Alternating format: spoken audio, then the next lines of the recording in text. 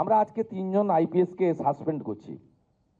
Mister বিনীত গোয়েল, উনি এখন ADG রয়েছেন আইবিতে,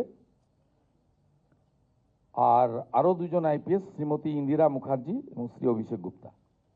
এই তিনজনকে আমরা আজকে সাসপেন্ড করলাম। জি 24 ঘন্টার ডিজিটাল পেজে আপনাকে স্বাগত। একটি বড় খবর, সেটা হচ্ছে এই যে রাজ্যের ক্ষমতায় আসার আগেই বিজেপি তারা আশ্বাস দিয়েছিল যে বিজেপি ক্ষমতা এলে আরজিকর ঘটনা তদন্ত গতি পাবে, এবং যেদিন থেকে রাজ্যে পালাবদল হয়েছে, বিজেপি ক্ষমতায় এসছে এবং শুভেন্দু অধিকারী তিনি মুখ্যমন্ত্রী পদে বসেছেন, তারপর থেকে কিন্তু আরজিকরের ঘটনার পরিপ্রেক্ষিতে তদন্তের পাটে পদক্ষেপ নেওয়া শুরু হয়ে গিয়েছে।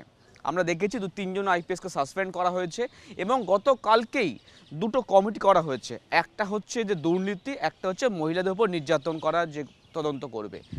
এরই পাশাপাশি আরেকটি ঘটনা ঘটেছে, সেটা হচ্ছে এই, যেটার কথা আপনাদের বলছি আমরা, সেটা হচ্ছে এই যে মুখ্যমন্ত্রী নিজে সোশ্যাল সাইটে তিনি লিখেছেন যে মুখ্যমন্ত্রী হয়ে তিনি এই পদক্ষেপ নিতে পেরে তিনি গর্বিত। কারণ কি, যে তদন্ত এতদিন আটকে ছিল, যে প্রাক্তন অধ্যক্ষ সন্দীপ ঘোষের বিরুদ্ধে ইডি যে তদন্ত করছে, ইনভেস্টিগেশন করছে, তার জন্য পূর্ববর্তী যে সরকার, সেই সরকার তারা আইনি পারমিশন দিচ্ছিল না, যে কারণে সন্দীপ ঘোষের বিরুদ্ধে তদন্ত প্রপারভাবে করে উঠতে পারছিল না ইডি। আর যখনই শুভেন্দু অধিকারী মুখ্যমন্ত্রী পদে বসেছেন, গতকালকে কিন্তু সেই পারমিশন দিয়ে দেওয়া হয়েছে, অর্থাৎ আইনি অনুমতি দেওয়া হয়েছে। যেটা বলা হয় যে যেহেতু অধ্যক্ষ ছিলেন, সেক্ষেত্রে তার বিরুদ্ধে তদন্ত করার জন্য বা চার্জশিট দেওয়ার জন্য কিন্তু রাজ্যের অনুমতি দরকার পড়ে। সেই কারণে রাজ্য সরকারের তরফ থেকে সেই পারমিশন দিয়ে দেওয়া হয়েছে। এবার ইডি তাদের আইন অনুযায়ী পদক্ষেপ তারা শুরু করবে, এবং যে কথা তিনি বলেছেন যে এটার কোনোভাবে ছাড় হবে না। যারা যারা এর সঙ্গে যুক্ত, যারা যারা দুর্নীতির সঙ্গে যুক্ত এবং এই নৃশংস ঘটনার জন্য যুক্ত, তাদের বিরুদ্ধে আইনি পদক্ষেপ নেওয়া শুরু হবে।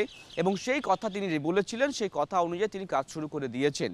দুটো কমিটি গঠন করা, 3জন আইপিএসকে সাসপেন্ড করা, একই সঙ্গে সন্দীপ ঘোষের বিরুদ্ধে ইডি তদন্তে আইনি অনুমতি দিয়ে দেওয়া, অর্থাৎ সেটা বড় পদক্ষেপ, যেটার জন্য গোটা বাংলা অপেক্ষা করছিল যে আরজিকর ঘটনা তদন্তের দুর্নীতি সামনে আসুক এবং পুলিশ পদক্ষেপ নিক।